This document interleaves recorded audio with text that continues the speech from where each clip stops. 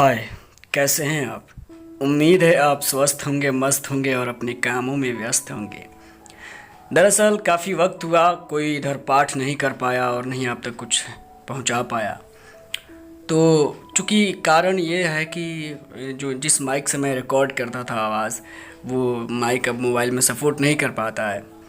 फिर भी मैंने सोचा कि वक्त हुआ अब कुछ करते हैं, तो मैंने अभी माइक जो दिया रहता है मोबाइल का उसे रिकॉर्ड कर रहा हूँ और आपको मैंने खुद जो लिखा हुआ है कुछ उसको आप तक पहुँचाने की कोशिश कर रहा हूँ। उम्मीद है आप सुनेंगे इसे। तो आइए शुरू करते हैं। शहर की लड़कियों शायद तुम खुशनसीब हो कि तुम सपने देखती जो तुम्हें साथ मिलता है अपने माँ बाप परिवार का। पूछो गाँव की लड़कियों से किस मुश्किल से शहर आ पाती हैं पढ़ने। बहुत कम ही लड़कियां गांव से शहर और शहर से अपने मंजिल तक पाने का सफ़र पूरा कर पाती हैं। गांव में लड़कियां रोक ली जाती हैं अपने माँ या बाप या पूरे परिवार से कि ज़बाना ख़राब है, अकेले शहर जाओगी नहीं, कोई लड़की साथ हो और तो जाओ वरना घर पर रहकर पढ़ो।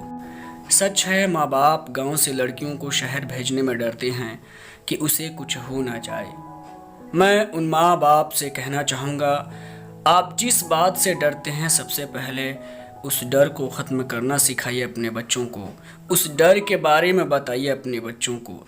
सच तो यह है कि पहले हर माँ बाप को उस डर से लड़ना सीखना होगा जिस डर से वो अपने बच्चियों को शहर भेजने से डरते हैं।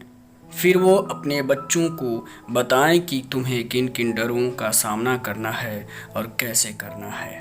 स्त्री शक्ति की प्रतीक कही गई हैं, तो वो केवल किताबों में सजाने के लिए नहीं बल्कि ज़मीन पर उस शक्ति के साथ जीने के लिए। मैं कहना चाहता हूँ तमाम लड़कियों से, तुम्हें अपने लिए लड़ना होगा अगर सच में कुछ करना चाहती हो। हाँ, याद रखो, एक बार लड़ाई में कूद पड़ोगी तो अंत तक लड़ना पड़ेगा। तुम्हें समाज से लड़ना बाद में है, पहले अपने आप से फिर अपने घर से लड़ना पड़ेगा। लड़ने का तात्पर्य है उन्हें समझाना होगा, अपने सपनों की ताकत को बताना होगा उनसे जो तुम्हारे लिए बाधा बन रहे हैं, जो डर रहे हैं अपने से तुम्हें दूर भेजने में। फिर समाज से लड़ना होगा। यहाँ लड़ने का अर्थ है अगला को समझाना होगा, उनके किसी भी व्यंग पर रिएक्ट।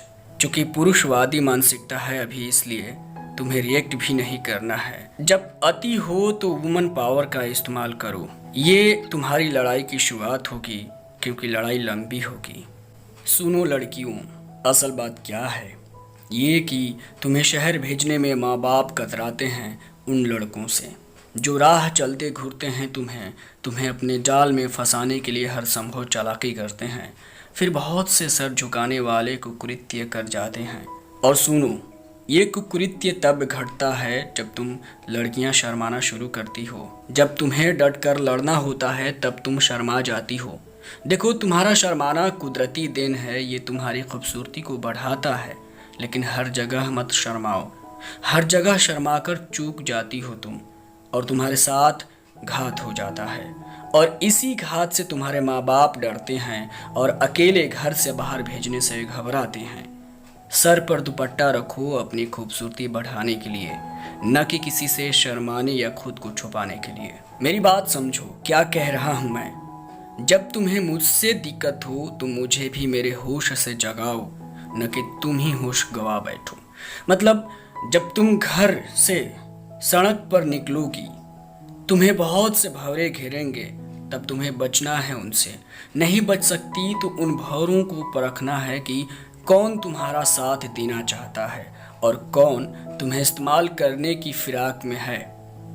इतना आसान भी नहीं है ये, मगर तुम कोशिश करना बिना कोई जल्दीबाजी किए। जल्दीबाजी का मतलब किसी को जल्दी में गले मत लगा लेना। जब तक उम्र पकता नहीं तब तक किसी चीज़ के लिए समझदारी नहीं होती, और तुम्हें उम्र पकने तक इंतज़ार भी करना होगा और करवाना भी होगा।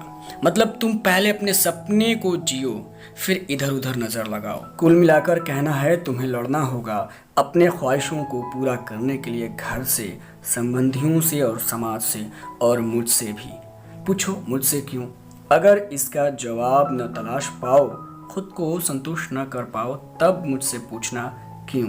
दोस्त, असल बात यह है कि मैं गांव से संबंध रखता हूं। मैं हमेशा ये ऑब्ज़र्व किया है अपने गाँवों में, आसपास के गाँव से लड़कियां जब पढ़ने शहर जाती हैं तो किस दौर से उन्हें गुजरना होता है। मैंने अपने घर के आसपास भी ये ऑब्ज़र्व किया हुआ है कि लड़कियां कितनी मुश्किल से शहर जा पाती हैं, उनके माँ बाप उन्हें शहर में किस मुश्किल से भेज पाते हैं। लेकिन इतना ज़रूर है कि शहर की लड़कियां गाँव की लड़कियों से काफ़ी सुरक्षित हैं और मुझे लगता है वो अपने सपनों को जी पाती हैं ठीक से, जितना कि गांव की लड़कियां नहीं जी पाती हैं। मेरे मेरे खुद की क्लासमेट बहुत सारी लड़कियां रही हैं जो अब वो किसी की पत्नी बन चुकी हैं। पता नहीं वो क्या क्या सपने सजाई होंगी अपने इस शादी से पहले, पता नहीं। खैर, उम्मीद है कि आपको ये लेख मेरा पसंद आया होगा। चूँकि मैं ऑडियो पार्ट नहीं कर पाया बहुत दिनों से, कारण है कि जब तक आवाज़ में क्वालिटी अगर नहीं पेश करते हैं तो मुझे नहीं लगता कि आप कितना भी अच्छा पाठ कर लें आपको वो प्रभावित कर पाता होगा। फिर भी उम्मीद करता हूँ आप थोड़ा भी प्रभावित हुए होंगे और आपको ये अच्छा लगा होगा। Thank you.